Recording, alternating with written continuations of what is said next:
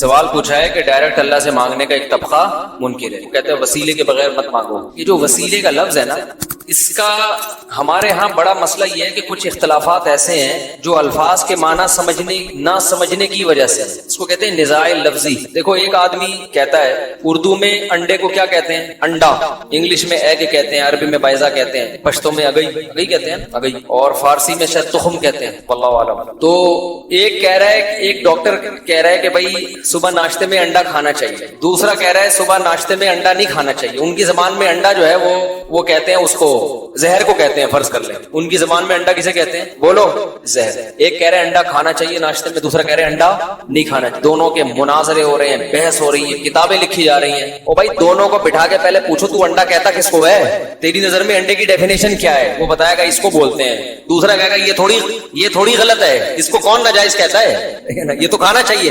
تو پھر تو اتنے مناظرے کیوں کر رہا ہے؟ بھائی میں تو انڈا اس زہر کا نکالا، ہم تو ہماری زبان میں انڈا اس کو کہا جاتا ہے۔ تو بحث ختم ہو گئی کہ نہیں ہو گئی؟ یہ جو میں نے حافظ صدیق کو بلایا تھا نا، صدیق رضا جو اہل حدیث کا مناظر ہیں، ان کو میں نے مناظرہ کرنے کے لیے نہیں بلایا تھا، ان کو میں نے کہا تھا تقلید جس کو تم حرام کہتے ہو، پہلے یہ بتاؤ تمہاری نظر میں تقلید کی ڈیفینیشن کیا ہے؟ اس ڈیفینیشن سے پتا چلے گا کہ یہ عمل جائز ہے یا حرام ہے، کیونکہ تقلید کی ہر ایک نے مختلف تعریف کی ہے۔ کسی نے تقلید کی کیا تعریف کی، کسی نے کیا تعریف کی، تو ہر ڈیفینیشن کو دیکھ کے اندازہ لگائے گا کہ آپ تقلید کا مفہوم سمجھتے کیا ہو۔ میں نے ان کو بڑی بھائی بندی میں کہا تھا بیٹھ جاتے ہیں، میں نے کہا ہو سکتا ہے تقلید آپ کی نظر میں جس چیز کا نام ہے ہم بھی اس کو ناجائز ہی کہتے ہوں، تو ہمارا پھٹا وہیں سے کیا ہو جائے گا؟ مناظرے کی ضرورت ہی پیش نہیں آئے گی۔ سمجھ میں نہیں آ رہی بات؟ تو پہلے یہ طے کرنا پڑتا ہے کہ آپ جس کو تقلید کہہ رہے ہیں وہ ہے کیا۔ وہ کہہ رہے تھے مولانا سرفراز خان صفدر صاحب نے یہ لکھا، فلاں مفسر۔ ابے بھائی فلاں نے بہت لوگوں نے مختلف تعریفیں کی ہیں اور اسی لحاظ سے ہر ایک نے الگ مسئلہ بیان کیا ہے۔ کسی نے کہا ناجائز ہے، کسی نے کہا حرام ہے، کسی نے کہا حلال ہے، کسی نے کہا واجب ہے۔ تو پہلے آپ یہ بتاؤ کہ آپ کی نظر میں تقلید کی ڈیفینیشن ہے کیا؟ تو وہ جب تک متعین نہیں ہوگی ہم اس پر بحث آگے نہیں کریں گے۔ تو اسی وجہ سے میں نے محترم سے کہا تھا کہ آپ تقلید کی تعریف جو آپ جس کو تقلید کہتے ہیں وہ لکھ کے دو، پھر ہم اس پہ بحث کریں گے کہ یہ عمل، لفظ کو نہیں دیکھیں گے، لفظ کو نہیں دیکھیں گے، یہ دیکھیں گے کہ یہ والا عمل یہ اسلام میں جائز ہے یا ناجائز۔ اور آج بھی میں حافظ صدیق رضا کو کہہ رہا ہوں کہ آپ تقلید کی ڈیفینیشن جس کو آپ تقلید کہتے ہو لکھ کے دو پہلے، پھر اس سے ہٹنا نہیں ہے آپ نے۔ پھر یہ نہیں کہنا مولانا سرفراز خان نے یہ لکھا تو مولانا فلاں نے یہ لکھا تو فلاں مفسر نے یہ لکھا۔ جس نے جو لکھا ہے اس کے حساب سے تقلید کا حکم کیا ہو جائے گا؟ چینج ہو جائے گا۔ آپ بتاؤ آپ کی نظر میں تقلید کسے کہتے ہیں؟ آج حافظ صدیق رضا لکھ کے دے دے کہ میری نظر میں تقلید اسے کہتے ہیں، میں اس سے مناظرے کے لیے بولو تیار ہوں۔ اور اگر وہ لکھ کے نہیں دے گا اس کا مطلب مناظرے سے وہ بھاگ رہا ہے، میں نہیں بھاگا۔ پھر یہ نہیں بتاؤ فلاں مفسر نے یہ، کیونکہ یہ لفظ ہے، لفظ کو ڈیفائن اہل لغت کرتے ہیں۔ قرآن و حدیث لفظ کی تعریفیں لے کے نہیں بیٹھتا۔ سمجھ میں آ رہی بات؟ ہم قرآن سے نہیں پوچھیں گے تقلید کسے کہتے ہیں، حدیث سے نہیں پوچھیں گے۔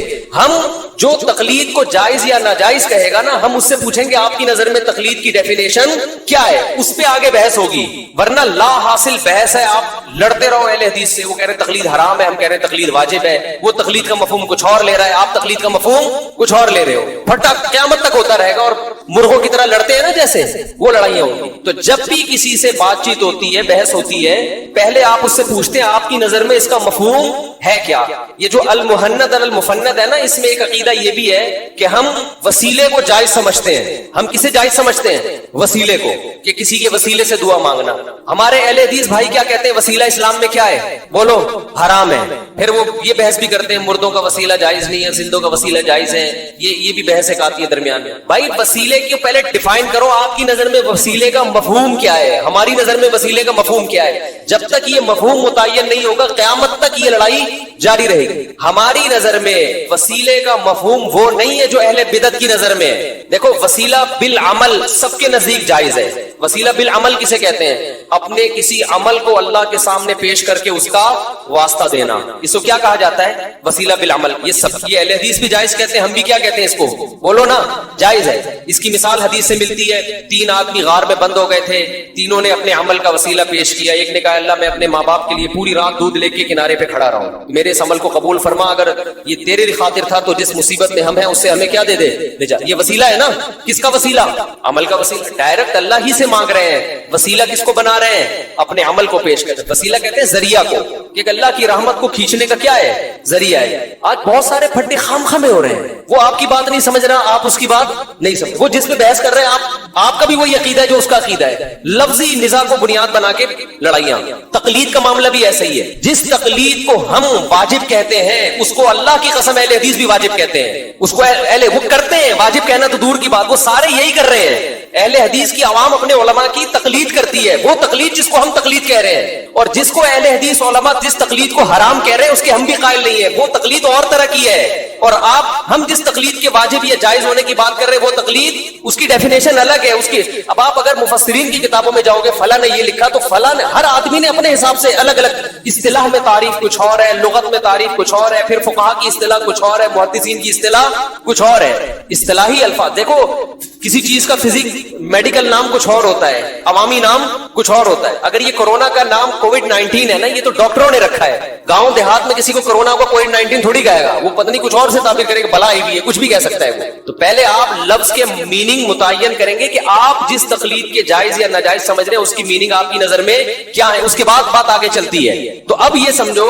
نبی صلی اللہ علیہ وسلم نے کیا فرمایا کہ 3 آدمیوں نے کیا کیا, اپنا عمل پیش کیا. یہ ہماری نظر میں یہ وسیلہ ہی ہے, وسیلہ بالعمل کہتے ہیں اس کو. عمل پیش کیا کہ وہ فلاں نے کہا کہ میں نے پوری رات اے اللہ اپنے والدین کے سامنے دودھ کا پیالہ لے کے کھڑا ہوں. ایک نے کہا کہ مجھے زنا کا موقع ملا, تیرے خوف سے میں اس سے پیچھے ہٹ گیا, تو مجھے اس مصیبت سے نجات دے دے. ایک نے اپنا ایک کاروبار کا واقعہ سنا ہے, اس میں بڑی دیانتداری کی تھی اس نے. تو یہ ہے وسیلہ بالعمل, جس کو اہل حدیث بھی جائز سمجھتے ہیں اور ہم بھی جائز. ایک ہوتا ہے وسیلہ بالذات. تو وسیلہ بالذات ہماری نظر میں وہ وسیلہ بالعمل ہی ہے, کیونکہ ذات برائے ذات مقصود نہیں ہوتی. ہماری نظر میں جب کسی بزرگ کا واسطہ دیا جاتا ہے, اللہ اس کے واسطے سے میری یہ دعا قبول فرما لے, تو واسطے کا مطلب ہماری رائے میں, ہمارے علماء کی رائے میں یہ ہے کہ اللہ مجھے اس سے محبت ہے, یہ تیرا نیک بندہ ہے, مجھے اس سے محبت ہے, میرے اس سے تعلق ہے. یہ تعلق بھی ایک عمل ہے نا.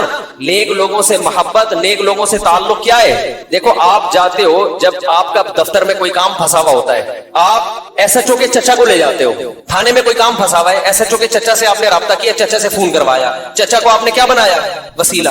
تو اس میں 2 جہتیں ہیں. ایک تو وسیلہ یہ کہ چچا وہ ایس ایچ او سے بھی بڑی چیز تھی کوئی, اس نے جب فون کر دیا ایس ایچ او صاحب ڈھیر ہو گئے. یہ اللہ پہ کوئی زور, اس طرح کا وسیلہ اللہ کے حق میں نہیں ہو سکتا کہ کوئی کسی کو ذریعہ بنائے اور اللہ اس کے سامنے عاجز آ جائے معاذ اللہ. لیکن ایک یہ ہے, ایس ایچ او کے چچا سے آپ کے کیا تھے تعلقات, آپ چچا کو لے گئے تھانے میں. اب ایس ایچ او یہ نہیں دیکھ رہا کہ یہ میرے چچا ہیں, ایس ایچ او یہ دیکھے گا کہ آپ اس کے چچا کے دوست ہیں, تعلق ہے. تو آپ اس سے یہ بولتے ہیں کہ بھائی یہ آپ کے چچا, ان کا واسطہ آپ کو دے رہا ہوں. کیا مطلب؟ میرا ان سے ریلیشن ہے, میرے ان سے دوستی ہے, میرے ان سے اٹھنا بیٹھنا ہے, تو حکمن میں بھی آپ کا چچا ہی ہو گیا ایک طرح سے, یا حکمن میں بھی آپ کا ریلیٹو نکلا کہ نہیں نکلا. تو ریلیشن یا تعلق یا محبت یہ عمل ہے, تبھی تو اس پہ آخرت میں جزا بھی ملتی ہے اور سزا بھی ملتی ہے. برے لوگوں سے تعلق ایک عمل ہے, آخرت میں اس پہ وبال آئے گا.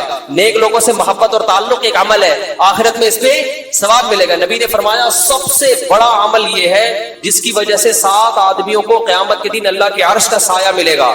ان میں ایک وہ آدمی یتحابان فی اللہ اجتمع علیہ وتفرق علیہ, صرف اللہ کے لیے آپس میں کیا کرتے ہو؟ محبت. تو صرف اللہ کے لیے کسی سے محبت کرنا یہ بہت بڑا عمل ہے. تو علماء دیوبند کی نظر میں جب کسی بزرگ کا واسطہ دے کے اللہ سے مانگا جاتا ہے تو بزرگ برائے بزرگ مراد نہیں ہوتے, ان بزرگ سے تعلق اور محبت مراد ہوتی ہے کہ میرا ان سے تعلق ہے, میرا ان سے محبت ہے, یہ ہمارے درمیان موجود ہے, ان کی وجود ہمارے لیے باعث سعادت ہے, اس کا ہم تجھے واسطہ دے رہے ہیں. تو یہ عمل ہی ہے, اس کو نہ اہل حدیث ناجائز کہہ سکتے ہیں, نہ ڈاکٹر ذاکر نائک, نہ کوئی اور عالم. سمجھ میں آ رہی ہے بات؟ نہیں آ رہی میرا خیال.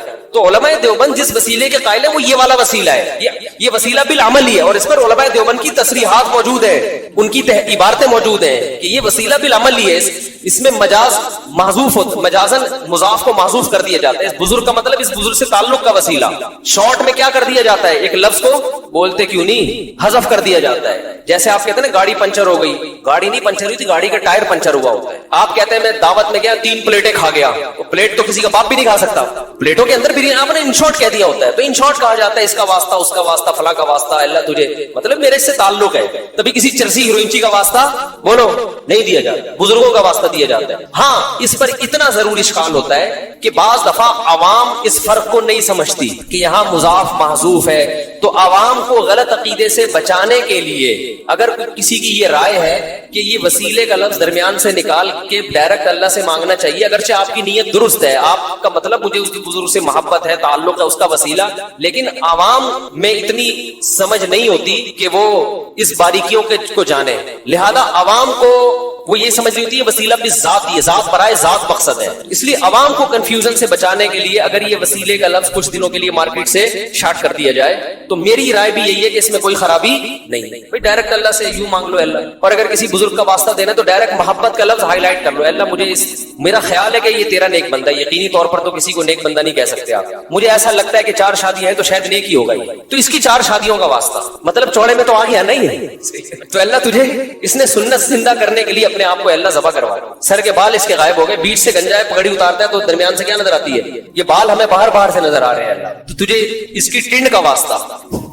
تو یہ جو مضاف ہے نا، جو محذوف ہے اس کو ہائی لائٹ کر دے یا ڈائریکٹ بول دے تاکہ کوئی بدعتی آدمی کو تائید نہ ملے، تو یہ میری ایک رائے ہے، لیکن یہ بھی قرآن و حدیث نہیں ہے، رائے کا اختلاف کا پورا حق ہوتا ہے، دوسرا کہہ سکتا ہے کہ بھائی مجھے آپ کی رائے سے اتفاق نہیں ہے، نہ کوئی اس سے شرک پھیل رہا ہے، کچھ بھی نہیں ہو رہا، خام ایک چیز کو بنا لیا، چلو چلتا ہے پھر وہ بھی ٹھیک ہے، یہ بھی ٹھیک، تو یہ جو وسیلے کے لفظ پہ اتنی بحثیں چل رہی ہیں، یہ وسیلے کے لفظ کا مفہوم پہلے متعین کرو کہ تمہاری رائے میں وسیلہ کسے کہتے ہیں، ہماری رائے میں وسیلہ کسے کہتے ہیں۔ تقلید کی ڈیفینیشن ابن قیم نے الگ کی ہے، ابن تیمیہ نے الگ کی ہے، علامہ سرفراز خان صفدر صاحب نے الگ کی ہے، حضرت فلاں نے الگ کی ہے، وہ ہر ایک الگ حکم بیان کر رہا ہے، سمجھتے ہو؟ تو پہلے آپ بتاؤ آپ کی نظر میں کیا اس کا تصور ہے، ہم اس پہ بحث کریں گے کہ یہ جائز ہے یا ناجائز۔ تبھی حافظ صدیق رضا نے کہا نا کہ تقلید کہتے ہیں بلا دلیل کسی کی بات کو ماننا، تو میں نے کہا تو بہت سارے تابعین نے صحابہ کی باتوں کو بلا دلیل مانا، اس پہ فوراً وہ ہمارے مشہور زمانہ نے کلپ بنا لیا کہ وہ صحابہ تھے اور تم کیا ہو، تم تو کوئی دیوبندی ہے، تو کوئی بریلوی ہے، تو کوئی فلانا ہے، تو کوئی ڈمکانا، تو بات جو چل رہی ہے اس کو موضوع سے ہٹا دی، ہماری بات آپس کی بحث ہو رہی ہے، ہم تقلید کی کو ڈیفائن کر رہے ہیں، تم درمیان میں بلا وجہ تمہیں کون پوچھ رہے ہیں، تم سے پوچھا کسی نے؟ وہ خام میں بیٹھ کے اپنا ایک وہ ایفیشنسی جھاڑنے کی کوشش کی ہے۔ تو یہاں بھی یہی مسئلہ ہے کہ یہ جو انہوں نے سوال پوچھا ہے نا، ایک طبقہ ڈائریکٹ اللہ سے مانگنے کا منکر ہے، یہ عقیدہ غلط ہے یا درست؟ تو اللہ سے ڈائریکٹ ہی مانگا ہے، اگر وسیلہ بھی ہونا تو وہ بھی ڈائریکٹ اللہ ہی سے مانگا جاتا ہے۔ جو لوگ اپنے عمل کا وسیلہ پیش کر رہے تھے وہ بھی ڈائریکٹ کس سے مانگ رہے تھے؟ اللہ سے مانگ رہے تھے، عمل کو ذریعہ بنا رہے ہیں اللہ کی رحمت کو متوجہ کرنے کا۔ تو محبت بھی ایک عمل ہے، جب کسی بزرگ کا واسطہ دیا جاتا ہے تو اللہ ہی سے ڈائریکٹ مانگا جا رہا ہے، ان بزرگ سے یا صحابہ سے یا تابعین سے یا اہل بیت سے، جیسے عبداللہ بن عباس کا واسطہ دیا عباس صحابہ نے، تو یہ اہل بیت سے کہ ہمیں بھی ان سے محبت ہے، یہ ہمارے درمیان موجود ہے، ان کا خیال کر لے اللہ تعالیٰ۔ تو یہ محبت کا یہ نبی سے بھی جائز ہے، نبی کا وسیلہ کہ ہم ان کے امتی ہیں، اللہ تو ان کے واسطے سے تیری جو کرم محمد صلی اللہ علیہ وسلم اور ان کے امتیوں پر ہوا ہے وہ باقی بنی اسرائیل پر نہیں ہوا، تو محمد صلی اللہ علیہ وسلم کا واسطہ دے رہے ہیں کہ ہم ان کے امتی ہیں، تو امتی ہونا یہ بھی ایک عمل ہے، اگرچہ غیر اختیاری عمل ہے، یہ اللہ کی طرف سے ہمارا، لیکن ہمارا کوئی دخل نہیں ہے نا، لیکن ہو تو گیا نا، ایمان کا واسطہ دیا جاتا ہے، اللہ تو نے جو ہمیں ایمان دیا اس کا واسطہ کہ تو ہمارے گناہ کو معاف کر دے، تو یہ ایمان اختیاری تھوڑی، ہمیں تو گاڈ گفٹڈ ایمان ملا ہے نا، ماں باپ کی وجہ سے ملا ایمان، تو عمل غیر اختیاری ہو یا اختیاری ہو اس کا وسیلہ دیا جا سکتا ہے، لیکن میری رائے یہی ہے کہ جو صحابہ میں عام طور پہ دعا مانگنے کا رواج تھا تو اسی کو زیادہ فوکس کرنا چاہیے، ایسا لفظ درمیان میں کیوں لے کر آ رہے ہو جس کے مطلب بیان کرنے پڑے۔ لیکن المحنت میں جو علماء دیوبند کا عقیدہ لکھا ہوا ہے نا کہ وسیلے سے دعا مانگنا جائز ہے، اس کے مراد یہ والا وسیلہ ہے، اور اس کے ناجائز ہونے کا کوئی بھی دنیا میں قائل نہیں ہو سکتا، جنہوں نے ناجائز لکھا ہے وہ اس کو نہیں لکھا ہے، اس کو کہہ نہیں سکتے، یہ تو عمل ہے، سمجھتے ہو؟ اب کوئی کہ قرآن و حدیث سے دکھاؤ یہ وسیلہ بالعمل ہے، تو لغت قرآن و حدیث سے نہیں دکھائی جاتی۔ میں اگر کہہ رہا ہوں 3 پلیٹیں کھا گیا، ایک آدمی قسم اٹھاتا ہے کہ خدا کی قسم بریانی کی 3 پلیٹیں کھاؤں گا، اور اس نے پلیٹیں نہیں کھائیں، بریانی کھائی، مفتی کے پاس آیا مسئلہ پوچھنے کے لیے، مفتی اسے بتائے گا کہ تجھے کفارہ تجھ پر لازم نہیں ہے کیونکہ تو نے 3 پلیٹوں کی قسم اٹھائی تھی اور تو نے 3 پلیٹیں کھا لی۔ ایک بندہ سامنے بیٹھا ہوا ہے، وہ کہہ رہا مفتی صاحب پلیٹیں تو وہیں کے وہیں پڑی ہوئی ہے، اس پر تو کفارہ لازم ہے قسم کا، کیونکہ اس نے کہا تھا پلیٹیں کھاؤں گا، پلیٹیں اس نے کھائی نہیں ہے، قسم کا کفارہ ادا کرے۔ میں کہوں گا کہ بھائی لغت یہ کہتی ہے کہ جب کوئی کہتا ہے نا پلیٹ، تو پلیٹ سے مراد کیا ہوتا ہے؟ اس کے اندر کا کھانا۔ اب وہ کہ قرآن حدیث میں دکھاؤ کہ پلیٹ سے مراد کیا ہے، تو میں یہ میں بولوں گا اس نے جو الفاظ کہے نا، الفاظ کا مفہوم قرآن و حدیث سے نہیں دیکھا جاتا، ڈکشنری میں دیکھا جاتا ہے، لغت میں دیکھا جاتا ہے، اہل لغت سے پوچھا جاتا ہے کہ تمہارے ہاں پلیٹوں سے مراد بریانی ہوتی بھی ہے کہ نہیں؟ ہر چیز پہ قرآن و حدیث کا حوالہ مانگنا خود ایک بہت بڑی جہالت ہے، سمجھتے ہو کہ نہیں سمجھتے؟ ایک صاحب کہنے لگے قرآن و حدیث میں کہاں لکھا ہے نیا مجتہد نہیں آ سکتا؟ میں نے کہا قرآن و حدیث میں نہ پرانے کا لکھا ہوا ہے نہ نئے کا لکھا ہوا ہے، ٹھیک ہے؟ اس کا قرآن و حدیث سے اس کا مشاہدے سے تعلق ہے کہ جنہوں نے مجتہد ہونے کا دعویٰ کیا ان سے اتنے بڑے بڑے بلنڈر ہوئے اور اتنے بڑے بڑے انہوں نے قرآن و سنت کے نام پہ گڑبڑے کیے کہ جو دعویٰ نہیں کر رہے ان کا کیا حال ہوگا؟ تو مشاہدے پر مبنی ایک حقیقت ہے کہ اب لوگوں میں وہ صلاحیتیں نہیں ہے. دیکھو یہ 360 ایپ ہے نا ایپلیکیشن 360, اس کے جو جنہوں نے بنائی وہ اہل حدیث ہیں. میرا مقصد مسلک پر اعتراض کرنا فی الحال نہیں ہے. لوگ کہتے ہیں ہم تو اب تو ہمارے پاس سامنے قرآن و حدیث بالکل ایسے, اب ہمیں کیا ضرورت ہے کسی عالم سے پوچھنے کی. کل میں نے 360 ایپ میں صحیح مسلم کی ایک حدیث دیکھی, اس کا ترجمہ غلط ہوا. صحیح مسلم کی حدیث کا ترجمہ ہوا ہے نبی کے دور میں اکٹھی 3 طلاقیں ایک سمجھی جاتی تھی. اکٹھی کا لفظ ایپلیکیشن والے نے یا تو خود غلط لگایا یا کسی ترجمہ اٹھایا جو ترجمہ کیا تھا, طلاق کا مسئلہ ہے, اتنا حلال و حرام کا مسئلہ, اس میں آپ صحیح مسلم کی حدیث میں ایسا ورڈ کا اضافہ کر رہے ہیں جو عربی الفاظ میں بولو, اور اس سے زمین آسمان کا فرق پڑ رہا ہے مسئلے میں. تو ایپلیکیشن دیکھ کے انسان مفتی نہیں بن جاتا, صرف کتابیں پڑھ کے مفتی نہیں بن جاتا. اسے کیا پتا کہ یہ کتاب میں جو حدیث کا ترجمہ ہے یہ بھی ہے. اور آج خیانتیں بہت ہیں, ہر آدمی اپنے مسلک کے حساب سے حدیثوں کو ڈیفائن کر رہا ہے, ترجمے اپنے مسلک کے حساب سے کر رہا ہوتا ہے. تو شاید وہ اہل حدیث ہے, شاید انہوں نے اس وجہ سے کر دیا, مجھے نہیں یقین سے نہیں میں کہہ سکتا, ہو سکتا ہے کہیں سے کاپی پیسٹ کیا ہو ترجمہ, لیکن یہ بہت بڑی گڑبڑ ہے, اس پہ آواز اٹھانی چاہیے. پھر مجھے کچھ لوگوں نے بتایا کہ اور بھی کچھ حدیثوں میں اس طرح کا مسئلہ ہوا ہے, تو میں نے ان سے کہا مجھے نکال کے لاؤ, میں تھوڑا سا ان ایپلیکیشن والے صاحب سے بات کروں گا کہ بھئی آپ اس کو کریکٹ کریں. تو میرا پیغام 360 جنہوں نے ایپلیکیشن بنائی ہے انتہائی احترام کے ساتھ ان تک اگر کوئی پہنچا سکتا ہے تو ان کو بتایا کہ یہ جو آپ نے صحیح مسلم کی حدیث کا ترجمہ کیا کہ نبی کے دور میں اکٹھی 3 طلاقیں ایک سمجھی جاتی تھی, اس میں اکٹھی کا لفظ کیا کریں, حذف کریں, یہ صحابی کا بیان نہیں ہے, اس میں علیہ طلاق ہے, یہ علیہ طلاق 3 ایک سمجھی جاتی تھی, جس کا جواب موطا امام مالک میں موجود ہے, ابو داؤد میں موجود ہے کہ زمانے جاہلیت میں جیسے متع جائز تھا صحیح مسلم کی حدیث کے مطابق, ایسے ہی 3 طلاقیں چاہے ایک مجلس کی ہو یا 10 مجلس میں 3 ایک سمجھی جاتی تھی. اسلام نے اس حکم کو منسوخ کیا ہے. خیر حدیث پر فقہی بحث تو ایک الگ ٹاپک ہے نا, ترجمہ تو لفظ بلفظ ہونا چاہیے نا, اس کی تشریح کیا ہے وہ تو الگ چیز ہے. آپ تشریح میں لکھ دیں اپنی رائے, ترجمے میں تو نہ لکھیں. ترجمے میں تو لوگ سمجھیں گے یار یہ نبی کے دور میں تو ایک مجلس کی 3 ایک, اور یہ مولویوں نے کیا فتوے دینا شروع کر دی. تو چاروں امام معاذ اللہ, صحابہ کرام, تابعین جو اکٹھی 3 کو 3 کہتے تھے, لوگ ان کو سب کو بیوقوف معاذ اللہ سمجھیں گے. اور یہ ہو رہا ہے آج کل, چند حدیثوں کے نمبر ترجمے یاد کر کے اسلاف سے اعتماد کیا ہو رہا ہے, ختم ہو رہا ہے. تو یہ گڑبڑیں ہو رہی ہیں. یہ دور فتنوں کا دور ہے, علمیت نہیں ہے, لکیر کی فقیری کا دور ہے, مسلک پرستی کا دور ہے. ہر آدمی قرآن و سنت کے نام پہ نیا مسلک بنا کے کہتا ہے یہ ٹھیک ہے اور میرا کوئی مسلک ہے نہیں, میں کسی کو نہیں مانتا. مطلب ہوتا ہے سارے غلط ہیں, میں کیا ہوں, صحیح ہوں. یہ چل رہا ہے مارکیٹ میں. تو الفاظ کو پہلے متعین, وسیلے کا لفظ بھی ایسے, پہلے اس کو متعین. عام اچھے کیسے ہوتے ہیں, جس کو فطرت سلیمہ اچھا قرار دے. آپ کسی کی خدمت کرتے ہیں تو سب اس کو اپریشیٹ کریں گے, ماشاءاللہ بہت اچھا. حق دبائیں گے, سب برا بلا کہتے ہیں. انسانی فطرت اس کو قبول نہیں کرتی. سخاوت انسانی فطرت کو اچھی لگتی ہے, بخل اور کنجوسی انسانی فطرت کو بری لگتی ہے, بشرطے کہ فطرت ہی خراب نہ ہو گئی ہو. کسی کی نیچر ہی خراب ہو گئی ہے تو اسے تو کنجوس آدمی بہت اچھا لگتا ہے, اور سخی اسے بیوقوف لگتا ہے. اسے سخی لگے گا بیوقوف, اور کنجوس لگے گا اپنے جیسا ہے نا. جیسے چائنیز کو کتا کھانے والا اچھا لگتا ہے, جو کتا نہیں کھاتا انہیں وہ کتا لگتا ہے. تو وہ فطرت چینج ہو گئی ہے. جھوٹ انسانی فطرت جھوٹ کو قبول نہیں کرتی, برا لگتا. دیکھو بچے بھی جھوٹ بولتے ہیں تو وہ تھوڑا سا شرما رہے ہوتے ہیں, انہیں احساس ہوتا ہے کہ غلط کر رہے ہیں. یہ فطرت ہے, فطرت انکار کرتی ہے انسان, غلط ہے یہ. لیکن ایک وقت آتا ہے جھوٹ بول بول کے انسان جھوٹ سے محبت اور سچ سے نفرت, اسے جھوٹے لوگ ہی پسند ہوتے ہیں, وہ سچوں کے ساتھ چل ہی نہیں سکتا. تو اللہ نے بتایا کہ کھاؤ بھی اچھا اور کرو بھی اچھا, یعنی عمل بھی پاکیزہ ہونا چاہیے, گندا عمل نہیں ہونا. زنا گندا عمل ہے, جھوٹ گندا عمل ہے, چوری گندا عمل ہے, ڈکیتی گندا عمل ہے, رشوت گندا عمل ہے. 2 نمبریاں بھی ایک صاحب نے کال کی, تاجر کوئی آج کل کوئی تاجر مفتیوں سے مسئلہ پوچھے سمجھ لو بہت نیک ہے, کیونکہ تجارت میں لوگ علماء سے نہیں پوچھتے. نماز روزے کے مسائل تو پوچھیں گے, تجارت میں کہتے ہیں ان مولویوں کو ایک طرف رکھو, یہ کم وقت پیسے کمانے نہیں دیں گے. سمجھ میں آ رہی ہے بات. تو ایک تاجر نے فون کیا کہ ہم بولیاں لگتی ہیں نا, تو کوئی بھی مارکیٹ میں جب کوئی چیز کوئی کمپنی سیل کرتی ہے تو بولی لگاتی ہے, یعنی وہ نیلام کرتی ہے اس چیز کو, بھئی کون کتنے میں خریدے گا. تو ہم آپس میں طے کر لیتے ہیں کہ تو جو ہے اتنی قیمت لگانا اور میں اس سے کم لگاؤں گا, تاکہ وہ میرے سے مجھے بیچنے کے بجائے آپ کو بیچ دے. بات آ رہی ہے سمجھ میں؟ یعنی پہلے سے مکمکا کر کے بیٹھے ہوئے ہوتے ہیں خریدار کہ میں اس چیز کی قیمت کم لگاؤں گا تاکہ مجھے نہ بیچے اور وہ آپ کو بیچنے پر مجبور ہو جائے, اس کا میں آپ سے کمیشن لوں گا. بات آ رہی ہے سمجھ میں؟ بھائی 10 آدمی پہنچے, ایک چیز نیلام ہو رہی ہے اسے خریدنے کے لیے, یہ کم قیمت لگا رہے ہیں کیونکہ ان کا ارادہ خریدنے کا نہیں ہے، بلکہ ان کا ارادہ یہ ہے کہ کچھ لوگ تو کٹے نا اور ہم اس کے حق میں کیا ہو جائیں، دستبردار ہو جائیں، اس کا کمیشن لوں گا میں اس سے۔ شرعن جائز ہے یہ؟ میں نے کہا جائز نہیں ہے۔ کس بات کا کمیشن لے رہا بھائی؟ کوئی تو ہی نہیں بنتا اس کمیشن کا، اس کی چیز ہے، وہ آگے جتنے میں فروخت کرے۔ رسول اللہ صلی اللہ علیہ وسلم نے نجش سے منع کیا۔ وہ یہی ہوتا ہے کہ آپ بولی میں شریک ہوتے ہیں، آپ کا ارادہ خریدنے کا نہیں ہوتا، بس ریٹ کو ایک حد تک لانے کا ارادہ ہوتا ہے۔ یہ آپ دھوکہ دے رہے ہیں بیچنے والے کو۔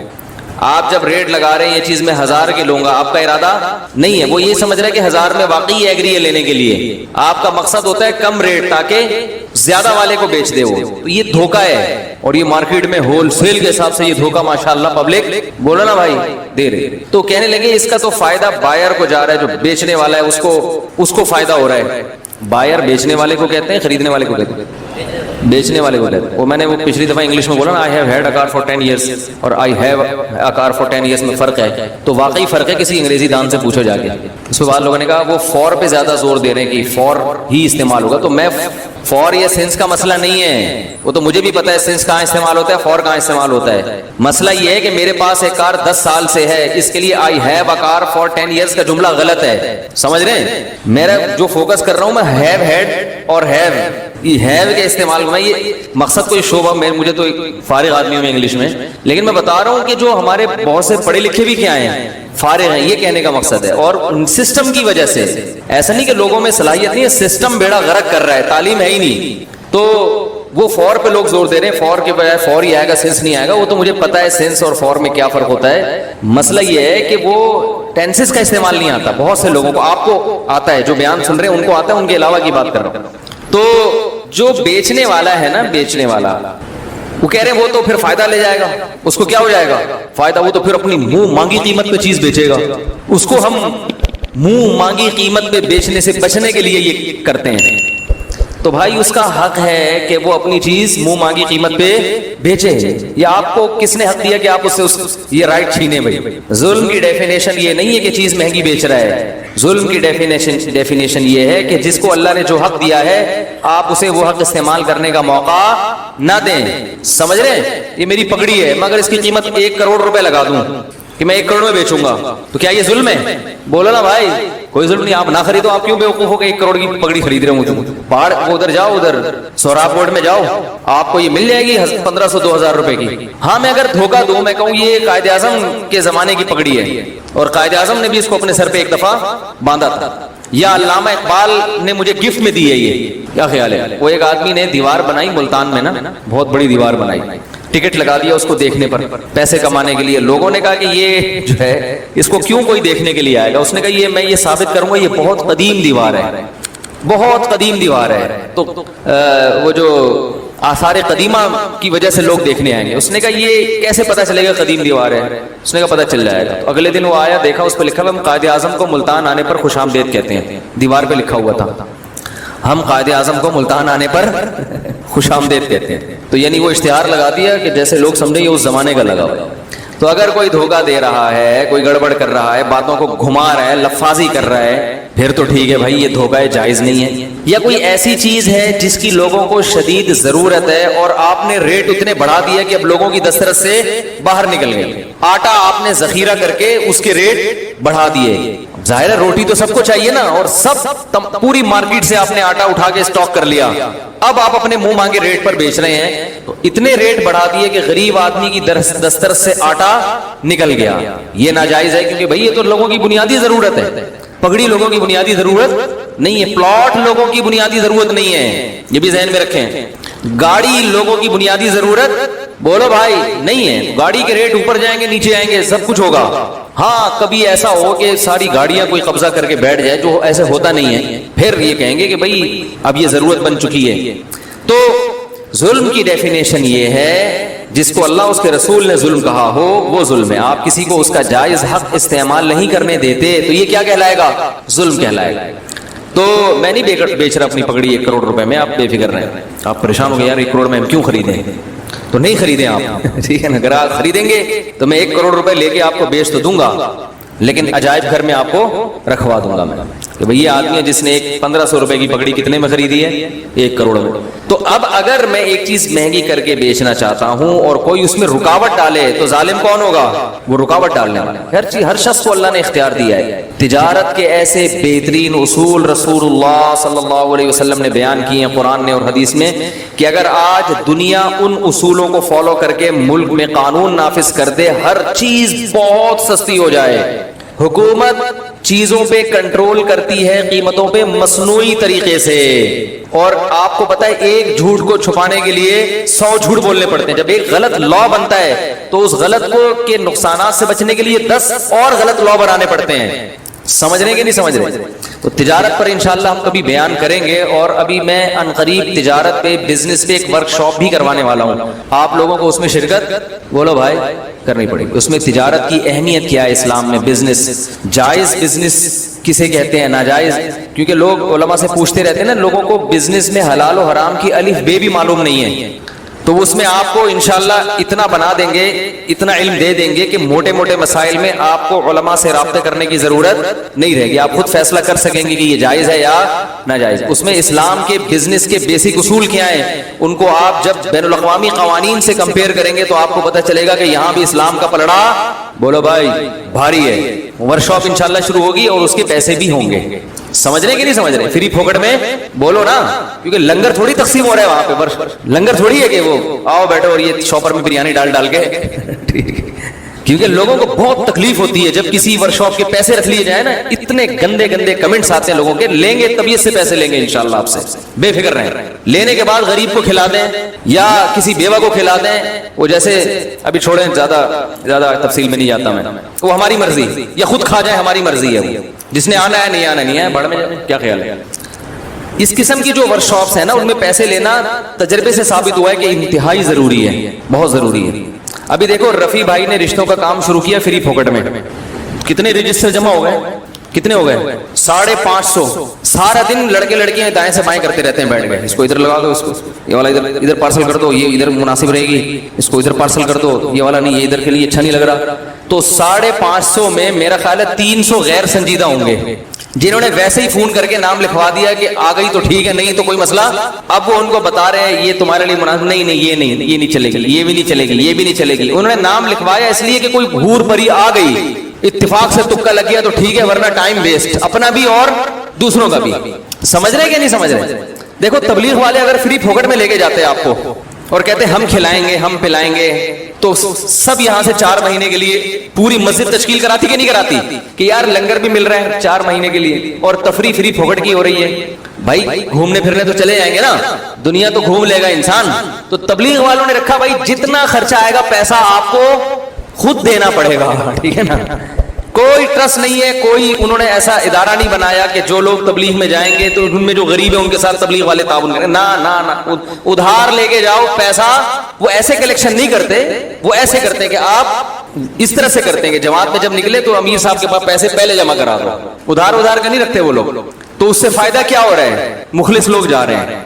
سمجھ رہے کہ نہیں سمجھ رہے؟ تو بے فکر رہے, اتنی زیادہ فیس نہیں ہوگی کہ آپ کوئی ہم اس کو بزنس ہی کا وہ بنا دیں, ایسا نہیں ہے. لیکن یہ بہت ضروری ہے.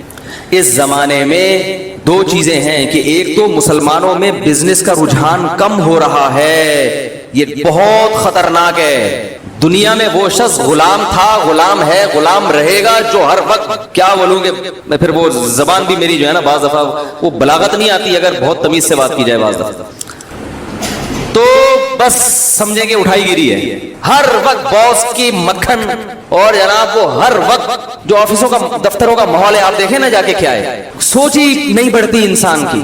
ہمارے نبی نے تجارت کی. حضرت عثمان کیا تھے بولو بھائی؟ تاجر تھے.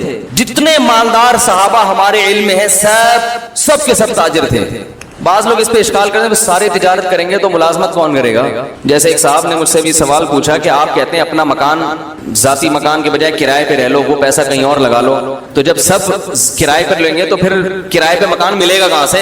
اشکال سمجھ رہے ہیں بھائی؟ جب سب کسی کا ذاتی مکان ہی نہیں ہوگا مفتی صاحب کے بیانات سن کے, تو کرایہ دار کو گھر کہاں سے ملے گا؟ وہ بھی تو کسی کا ذاتی مکان ہی ہوگا نا جس میں کرایہ دار جا کے رہے گا. بھائی آپ ہی کی سمجھ میں نہیں آ رہا تو کیسے پھر جواب کیسے سمجھیں گے؟ بھائی جب سب لوگ نیک بن جائیں گے اور ذاتی مکان بنانا چھوڑ دیں گے، دنیا کو مسافر خانہ سمجھیں گے، دنیا ہے گزر گئی گزران، کیا جھونپڑی کیا میدان، کیا اپنا ذاتی گھر، کرائے پہ رہو. تو جو ہم کرائے پہ رہتے ہیں وہ بھی تو کسی کا ذاتی گھر ہوتا ہے، تو پھر کرائے پہ بھی گھر نہیں ملے گا. تو بھائی بیان پورا سنا کریں تسلی کے ساتھ. مولانا صاحب کہہ کیا رہے ہیں؟ جیسے نوجوان نے میرا شادی پہ بیان سن لیا، یہ نہیں کہا کہ اپنے خرچے پہ، یہ والا نہیں سنا. اب ابا کو جا کے خون پی رہا ہے ابا کا کہ مفتی صاحب نے کہا 15 سال میں شادی ہو جانی چاہیے، تو مفتی صاحب نے یہ بھی تو کہا کہ اپنے خرچے پہ ہونی چاہیے، یہ والا نہیں سنا. کئی لوگ ایسے ہیں نوجوانوں نے خون پیا ہوا گھر جا جا کے ابا کا شادی کراؤ شادی کراؤ شادی کراؤ. ابا کہہ رہے کم تو ویسے ہی کسی کام کا نہیں ہے، بہو بھی میرے کھاتے میں لا کے ڈال رہا ہے، پھر سارے پوتے نواسے بھی میرے کھاتے میں لا کے ڈالے گا، میں کوئی کھولوں گا بیل سمجھا ہوا ہے تو نے مجھے. تو کیا بات کر رہا تھا؟ نہیں یہ جو ابھی بات آئی تھی آدھا بیان. ہاں ذاتی مکان جو ہے نا، تو بھائی میں نے ذاتی مکان بنانے سے منع نہیں کیا. میں آپ سے یہ کہہ رہا ہوں کہ اگر اللہ نے بہت دیا ہے تو ذاتی مکان بناؤ، پیسے جوڑ کے نہ بناؤ. جب اللہ نے آپ کو پیسہ دیا تو 3 چیزوں کو پہلے فوکس کرو. نمبر 1 خوراک سب سے ٹائٹ. ذاتی مکان بنا لیا لیکن اچھا کھانے کے پیسے نہیں بچے، بھاڑ میں جائے ایسا مکان. یہ بھی تو باڈی بھی تو مکان ہے نا. ارے پہلے اس کی ہڈیوں کا سریا مضبوط کرو، پھر مکان میں سریا ڈالو. دودھ پینے کے پیسے نہیں ہے کم وقت کے پاس ہے بھائی، کیلشیم گھڑیوں ادھر کم ہو رہا ہے، فخر اس پہ کر رہا ہے میں نے ذاتی مکان بنایا، یہ مکان میرا ہے. ابے تو نے اتنی قسطوں پہ مکان لیا اور اتنی انویسٹمنٹ تم نے تھوپ دی اس کے اوپر، تم نے پوری زندگی تم جو کرنے کی جو اہم اس سے زیادہ چیزیں تھی، یہ تو بھائی چھت تو کرائے کے گھر پہ بھی ہو جاتی ہے نا. وہی چھت ہوتی ہے، وہی پنکھا ہوتا ہے. لوگ کہتے ہیں مالک مکان نکال دے گا تو نکال کے روڈ پہ تھوڑی کہیں اور چلے جاؤ. میں نے تو لاکھوں میں کوئی ایک کرایہ دار ہوتا ہے جو بیچارہ روڈ پہ آتا ہے، بلکہ کرایہ دار کو روڈ پہ لانا آسان نہیں ہے، وہ کم وقت نکلے گا کہاں. کرایہ دار کو گھر سے نکالنا پولیس نہیں نکال سکتی، قوانین کچھ ایسے بنے ہوئے ہیں. تو سب سے پہلے فوکس کرنا ہے کس کو؟ خوراک ٹائٹ ہونی چاہیے. سمجھ رہے ہیں؟ جتنی آپ کی تنخواہ ہے، ارننگ ہے، کاجو بادام پستہ یہ کھاؤ. میں نے لوگوں کو نہیں دیکھا یہ کھاتے ہوئے. اپنے ذاتی بنگلے ہیں، گھر ہیں. سرجانی میں 120 گز کا گھر بنا کے سینہ تان کے چل رہا ہے، میرا ذاتی گھر ہے. کھاتا کیا ہے تو؟ چائے میں ڈبو کے پاپے کھا رہا ہے سرجانی والا. تو بھائی ہم تم سے اللہ کا شکر ہے بہت اچھے ہیں. تو یہ جو کولیسٹرول ہے نا، کوئی ڈاکٹر سے پوچھے، پھر وہ میں ڈاکٹروں کی فیلڈ میں ٹانگ نہیں اڑا رہا، میرے ڈاکٹروں سے تعلقات ہیں. کبھی ثبوت پیش کروں گا کن کن ڈاکٹروں سے تعلقات ہیں. سمجھ رہے ہیں؟ ابھی جو میرا سلیپ مینجمنٹ پر بیان ہوا ہے نا، سلیپ نیند کتنی ضروری ہے، کیسے ضروری ہے، اس پر UK کے بہت بڑے اسپیشلسٹ ہیں، ان کا رپلائی آیا.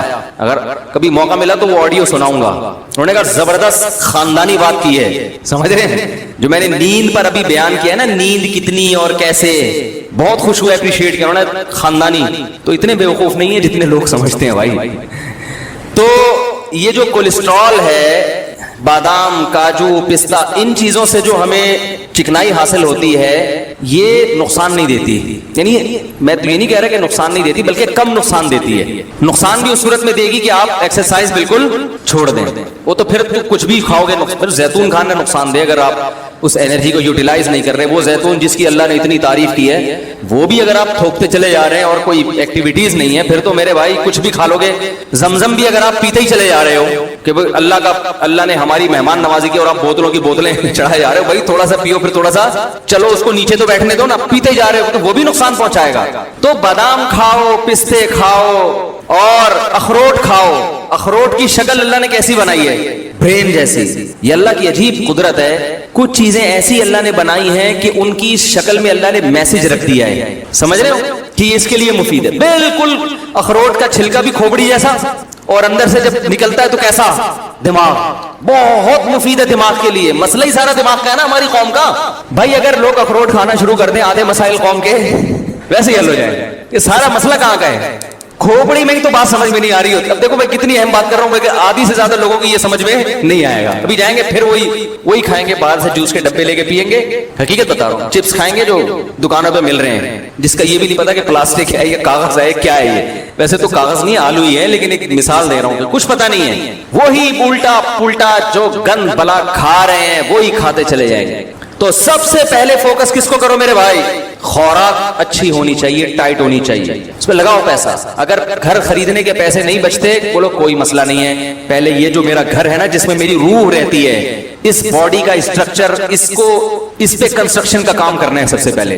بولو میں نے ٹھیکیدار کو ٹھیکہ دیا ہوا ہے کہ یہ جو 5.5-6 فٹ کی باڈی ہے اس پہ کنسٹرکشن کا کام کر کے اس کو انسان کا بچہ بنانا ہے. دیکھنے میں کیا لگے یہ بیمار نہ لگے دیکھنے میں. ایک بیماری اللہ کی طرف سے ہوتی ہے بھائی, وہ تو پیغمبروں پر بھی ہوئی ہے. وہ تو جتنا اچھا کھاؤ گے.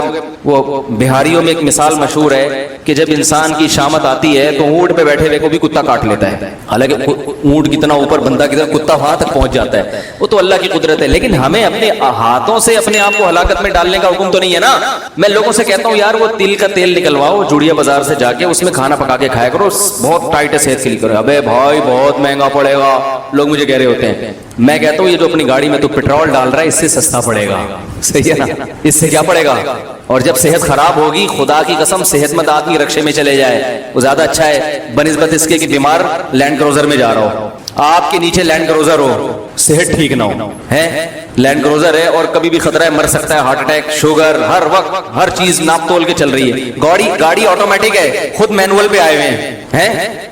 گاڑی آپ نے کیا رکھی ہوئی ہے آٹومیٹک, خود کس پہ ہیں, خود مینول. شوگر لیول کنٹرول اتنی کھانی ہے, ڈاکٹر نے کہا ابھی پھر چیک کرنی ہے کہ نہیں ہے. تو گاڑی مینول ہو, خود کو جو اللہ نے ہمیں آٹومیٹک بنایا ہے, ہماری باڈی شوگر لیول کو خود ہی کنٹرول کرتی ہے کہ نہیں کرتی. زور سے بولیں, زور سے.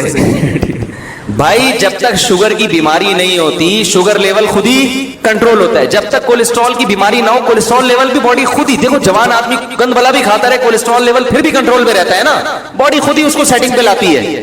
میٹابولزم اتنا اچھا ہوتا ہے اندر کا جو سسٹم ہے کہ وہ فیٹ کو پیدا ہونے ہی نہیں دیتا. تو گاڑیاں پہ زیادہ زور ہے کہ یار مینول آٹومیٹک ہونی چاہیے اور اپنی باڈی کو بیڑا غرق کر کے رکھا ہوا ہے. تو یہ دنیا کی محبت ہے, یہ دنیا کی محبت ہے. دیکھنے میں تو لگ رہا ہے دنیا کی, لیکن حقیقت میں دنیا کی محبت ہے یہ. تو اپنی باڈی پہلے کس پہ رکھو بھائی, جو اللہ کا نے بنایا ہوا سسٹم ہے. تو پہلے ٹھیکیدار کو ٹھیکہ دو, بولو بھائی یہ جو 5.5-6 فٹ کا انسان ہے نا اس پہ کنسٹرکشن کا, بچوں پہ بھی کنسٹرکشن کیا, ان کی تو گروتھ ہو رہی ہے نا.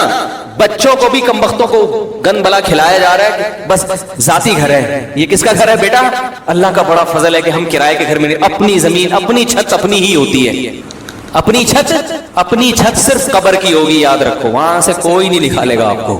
باقی یہ آپ کی اپنی نہیں ہے. اتنا پنکھوں سے دیواروں سے دل مت لگاؤ. سمجھ رہے ہو کہ نہیں سمجھ رہے. آپ کیسے تھے باڈی بھی تو ختم ہو جائے گی, باڈی ختم ہو جائے گی یقیناً, لیکن باڈی اگر اچھی ہوگی تو ختم ہوتے ہوتے ایسے کارنامے کر کے جائے گی کہ اس کا ثواب اس کو قبر میں ملے گا. ذاتی مکان کا کوئی ثواب قبر میں نہیں ملتا. اس گناہ پر کوئی بھی دیکھا کہ آپ کے فرشتے آپ کا کوئی ایک گناہ معاف کر دیں کہ ذاتی گھر میں رہتا تھا کرائے کے گھر میں آپ کے ذاتی فرشتے کے چل نماز معاف کر دی میں نے تیری, ٹھیک ہے, ذاتی گھر میں رہتا. تو سب سے پہلے کس کو فوکس کرنا ہے, آج محرم پہ بیان کرنا تھا, ادھر آگے آخر میں انشاءاللہ آ رہے ہیں محرم پہ. یہ بھی تو ضروری چیزیں ہیں بھائی, جو عمل تو کرو نا پہلے, جو اللہ نے اس کے رسول کی احکامات ہیں ان کو تو فوکس کرو. تو سب سے پہلے کس چیز کو فوکس کرنا ہے, بولو نا, خوراک. بادام کھاؤ, پستے کھاؤ, سے جان آئے گی, طاقت آئے گی, اچھا والا کولیسٹرول پیدا ہوگا, ٹھیک نا. There are 2 types of cholesterol, گندا والا اور دیکھو ڈاکٹروں کی زبان اپنی ہوتی ہے نا, وہ تو کولیسٹرول کی قسم, ہم لوگ نے اس کو آسان کیا اچھا والا گندا والا. کبھی کولیسٹرول چیک ہو نا, ڈاکٹر رپورٹ دیکھے کسی مریض کی تو وہ یہ والا آپ کا بڑا ہے. میں ان سے کہتا ہوں ڈاکٹر صاحب ہمیں دیسی زبان میں بتاؤ اچھا والا بڑا ہے کہ گندا والا بڑا ہے, ہمیں دیسی زبان میں بتاؤ بھائی. تو دوسری چیز جس کو فوکس کرنا ہے بہت زیادہ, سواری. کس کو, بولو نا بھائی, سواری. کیونکہ W11 میں لٹک کے جانا بہت اچھی بہت بڑی نعمت ہے W11 غریبوں کے لیے. لیکن اگر اللہ نے آپ کو پیسہ دیا ہے تو آپ آفس آنے جانے کا, مدرسے آنے جانے کا یا کہیں بھی کام ہے اس کا ٹائم بچاؤ بھائی. کتنا وقت بسوں میں برباد ہو رہا ہے. پیسے نہیں ہے تو ٹھیک ہے, کوئی مسئلہ نہیں. اللہ نے پیسہ دیا تو ذاتی مکان کے بجائے سب سے پہلے فوکس کرو ذاتی گاڑی کو. بائک اچھی رکھو, زیادہ پیسے دے دیے تو گاڑی اچھی رکھو. سمجھ رہے ہیں, میں نے اللہ کا شکر ہے ہمیشہ خاندانی بائکیں استعمال کی ہیں. GTO 125, اس کے بعد پہلے ہونڈا 125 پہ آیا کیونکہ اس سے اچھی بائکیں ہمارے ہیں وہ پھر بہت ہی ہیوی ہو جاتی ہیں, اس سے بہتر پھر آدمی گاڑی لے لے. اس کے بعد پھر GTO 125 کاواساکی, نام سنا ہوگا, آج کل مارکیٹ میں ہے نہیں. کیونکہ میرا لانگ روٹ تھا, مجھے بہت دور مدرسے جانا پڑتا تھا. میں نے کہا یار CD 70 میں بیٹھے بیٹھے 70 کلومیٹر کی میری ڈرائیو تھی روز کی, یعنی گھر سے جامعہ, جامعہ سے گھر 35 کلومیٹر تھا, گھر سے جامعہ. تو بھائی اس میں آدمی جائے تو تمیز سے یار, مزہ تو آئے جانے میں. تو اچھے بھائی کے لوگ مجھے دیکھتے تھے, اس کو مولوی کے شوق دیکھو. میں نے کہا ہم جس مولوی سے بیعت ہیں اس کے شوق دیکھو گے تو یہ شوق بھول جاؤ گے، کیونکہ ہم جس بزرگ سے بیعت تھے ان کا بھی ذاتی گھر نہیں تھا، گاڑی انہوں نے کویت کے شہزادے سے خریدی تھی، ذاتی گھر بولو بھائی نہیں بھائی، کرائے کے گھر میں رہتے تھے۔ انہوں نے کہا پہلے گاڑی تو ٹائٹ ہو جائے، وہ کس سے خریدی تھی؟ کویت کے شہزادے سے۔ ایسی گاڑی کے آدمی بیٹھے تو بولے یار اس سے اترو نہیں، بس چلو بس، آپ اتنی مہنگی نہ خریدیں تو سواری اچھی۔ نبی صلی اللہ علیہ وسلم نے ارشاد فرمایا 3 چیزوں میں نحوست ہے، یعنی وہ بری نکل آئے تو زندگی برباد، بیوی، گھر اور سواری۔ گھر میں نحوست کا کیا مطلب یہ بتاتا ہوں، یہ 3 چیزیں خراب نکل آئے نا تو آدمی کی ایسی کی سواری اچھی نہیں ہے۔ آپ آفس جا رہے ہو، یونیورسٹی جا رہے ہو پڑھنے کے لیے، پڑھانے کے لیے، پہنچتے پہنچتے آپ کے ذہن کی فریشنس کی ایسی کی تیسی ہو چکی ہو، کنڈکٹروں کی گالیاں، پرانے گانے ہیں بھائی، وہ بھی اسپیکر آپ کے، بھائی ڈرائیور کی مرضی جوڑ سے گانے لگا دیں، گانے سننا حرام ہے ناجائز ہے، ایک بات کر رہا ہوں کہ جن کو پسند ہے ان کی بات کر رہا ہوں، ادھر لگا دیا کچھ بھی لگا دیا، اور ایک درد سر، پھر جب اترو گے تو موبائل غائب، آپ گئے 3 پیس سوٹ میں، ٹائی میں، کپڑوں کی استری کی ایسی کی تیسی، پھر وہ جو بس والا جو ذہنی کوف دیتا ہے بلا وجہ گاڑی کو روک کے، کچھ پتہ نہیں نکلے تو ٹائم پہ تھے، اب پہنچیں گے کب یہ ہمیں معلوم نہیں، بھر گئی تو چلا لے گا، نہیں بھری تو وہی قیامت تک کھڑا رہے گا وہیں پہ، وہ کہے گا میں کیوں چلاؤں، میں خالی بس کے لیے تھوڑی، میں بزنس ہے میرا یہ، میں خالی بسوں کو لانے جانے کے لیے تھوڑی ڈرائیور بناؤں میں۔ ایک ذہنی کوف 10 منٹ کا کام 3 گھنٹے میں جا کے ہوتا ہے، لیکن لوگ کہہ رہے ہیں میرا ذاتی گھر ہے، ذاتی گھر ہے میرا، تو اتنی ٹینشن تم روز لے رہے ہو روز، تو دوسرے نمبر پہ پیسہ کس چیز پہ خرچ کرنا ہے بھائی، اور پہلے نمبر پہ جو چیز بیان کرنی تھی وہ میں نے کی نہیں، اس لیے کہ اس کی ضرورت ہر ایک کو ہوتی نہیں ہے۔ جیسے حدیث میں آیا ہے اچھی بیوی، اگر زیادہ پیسہ خرچ کر کے اچھا رشتہ مل رہا ہے خرچ کر دو۔ اچھے رشتے کا انکار، بعض دفعہ مہر زیادہ بول دیا لڑکی والوں نے، اب آپ کے پاس پیسے ہیں نہیں، میرا گھر کو بیچو فوراً پہلی فرصت میں، کرائے پہ آ جاؤ۔ اچھی بیوی مل جائے خدا کی قسم یہ اپنے گھر سے کروڑا گنا بولتے کیوں نہیں، بہتر ہے وہ جو آپ کو سکون دے گی، وہ ذاتی گھر میں سکون سے کروڑا گنا۔ کتنے لوگ ہیں ذاتی گھر میں رہ رہے ہیں، بیگم کی وجہ سے ڈپریشن کے مریض، ہارٹ اٹیک ہوا مر گئے۔ نبی صلی اللہ علیہ وسلم نے فرمایا اللہم انی اعوذ بک من امرأۃ تشیبنی قبل المشیب، اے اللہ ایسی عورت سے پناہ مانگتا ہوں جو بڑھاپے سے پہلے بوڑھا کر دے۔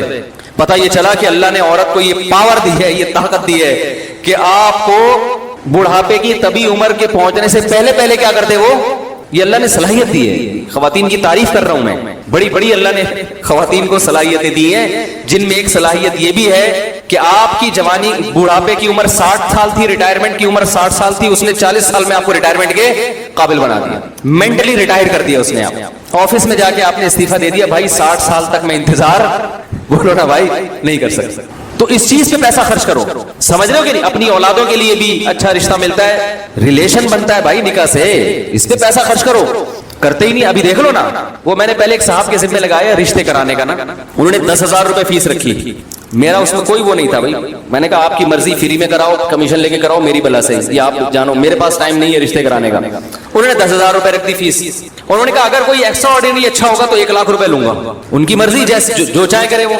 یعنی انہوں نے کہا کہ اگر کسی کی شادی میں نے کرائی ایسی جگہ جو بہت ہی اچھا رشتہ ہوا، لڑکی والوں سے 1 روپیہ نہیں لیا انہوں نے، لڑکے والوں سے، کہ اگر میں نے بہت اچھی جگہ نکاح کرا دیا تو پہلے بتاؤں گا کہ یہ رشتہ ہے، لیکن اس کے میں کتنے لوں گا، 1 لاکھ۔ تو انہوں نے جو مجھے رپورٹ پیش کی، ایسے کنجوس کمبخت جن کی آمدن 1 لاکھ روپے کما رہے ہیں ماہانہ، انہوں نے کہا 1 لاکھ ہم دینے کے لیے تیار، حالانکہ رشتہ بہت اچھا ان کو پسند بھی آ گیا۔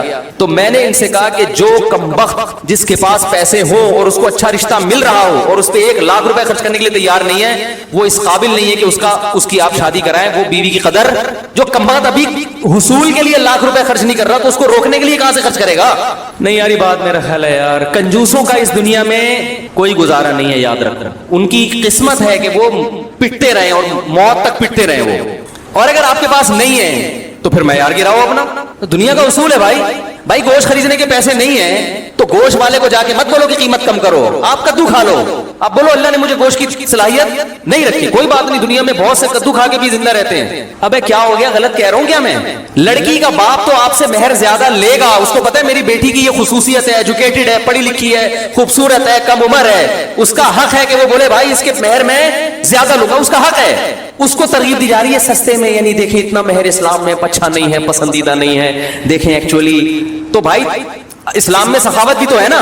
गाड़ी पे कम बहुत तो इतने पैसे खर्च कर रहा है, रक्शे पे इतने पैसे खर्च कर रहा है, खाने पीने पे इतने उड़ा देता है, तुझे अगर अच्छा रिश्ता मिल रहा है इस बेस पे लड़की वाले तुझसे ज्यादा मेहर मांग रहे हैं, या जो निकाह कराने वाले हैं वो ज्यादा कमीशन मांग रहा है, तो इसमें कैसी कंजूसी भाई? आप बोलो यार ये तो अल्लाह आपका बहुत बड़ा एहसान, अगर मुझे अच्छी बीवी मिल गई और मेरी जिंदगी बन गई, 1 लाख के बजाय मैं 2 लाख रुपए दूंगा। आप ऐसे बोलो, मैं ऐसे ही बोलता हूं, तभी मेरी 3 हुई है अल्हम्दुलिल्लाह। ऐसे थोड़ी हो गई बैठे बैठे। मैंने किसी के जिम्मे लगाया कोई अच्छा रिश्ता बताओ, उन्होंने कहा ये रिश्ता है लेकिन वो मेहर ज्यादा मांग रहे, मैंने कहा उस डबल कर दो, इतनी जितनी इस्तात हो। बात जगह इनकार भी किया, मैंने कहा भाई डबल तो कर दो, लेकिन फिर जो बच्चे पहले से हैं पहले उनका हक है, उनको तो खिलाओ ना पहले। नहीं यार ये तो रहने दें, ऐसे ही रहें जैसे है ना, बस इस पे कुछ जाती मकान, मेरा कोई जाती मकान नहीं है, ना जाती प्रॉपर्टी है, बना भी सकता हूँ, अल्लाह बहुत दे दे तो बना लूंगा। मेरे नाम से मुमकिन है कोई कहे कि फला प्रॉपर्टी आपके नाम से, वो फिर मुझसे अलग में मिले तो मैं बताऊंगा उसकी क्या कहानी है।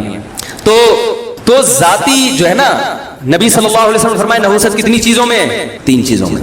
घर में, घर का मतलब क्या है कि जाती घर है, बेशक हवादार नहीं है, धूप रोशनी का इंतजाम नहीं है भाई, कुशादा नहीं है, घर कुशादा हो, हवादार हो, धूप का इंतजाम, रोशनी आती हो, ये चीज, और पड़ोसी अच्छे हो, ये चीजें नहीं है ना, कम वक्त धूप का कोई इंतजाम है, घर मुर्गी का डड़वा लग रहा है, 80 गज के घर में 12 बच्चों को एक कंबल में ठोसा हुआ है भाई, लेकिन फखर इस पर है जाती घर है। सुरजानी टाउन में मेरा बोलो ना जाती घर है, तो पागलपने की अलामत है। अल्लाह के बंदे किराए पे रह लेता, क्योंकि आपको ये कि ये ईंट आपकी जाती हो, इसकी आपकी बॉडी को ये चीज समझ में नहीं आती कि ये रोशनदान आपका लगा हुआ, ये पंखा, बॉडी कहती है पंखे से हवा मिल रही है कि नहीं मिल रही है? बॉडी को धूप चाहिए ना।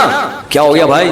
आपको पता है मेरी पंजाब यूनिवर्सिटी के एक प्रोफेसर जो बहुत ही सीनियर प्रोफेसर हैं, इन्वायरमेंट पे उनकी यानी महारत है, जो इन्वायरमेंट पे जो है ना PhD भी किया हुआ है उन्होंने, और इन्वायरमेंट पे उनके बहुत मकाले भी हैं कि माहौल इंसान की सेहत पे कैसे असरअंदाज होता है।